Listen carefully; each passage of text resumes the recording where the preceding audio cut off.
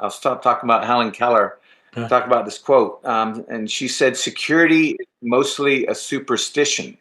mhm, It does not exist in nature, nor do the child of men as a whole experience it. Avoiding danger is no safer in the long run than outright exposure." And this is the best part I like about this quote. The last sentence: life is either a daring adventure or nothing.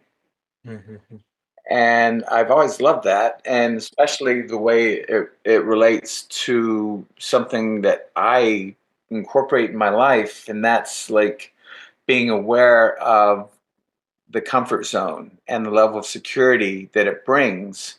But then, in the course of being aware of this,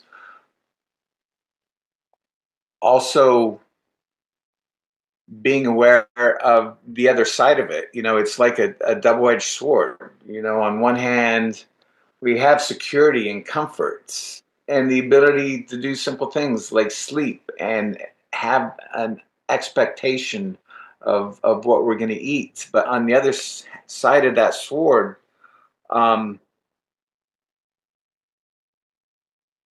you're presented with this notion almost being a fool's errand, right? Because things will change. Change is a fact of life. It is always going to occur. There's nothing we can do.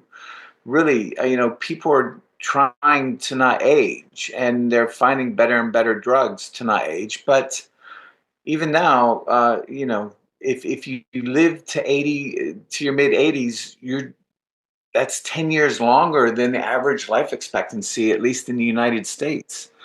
We're going to die. And so I think it's of paramount importance to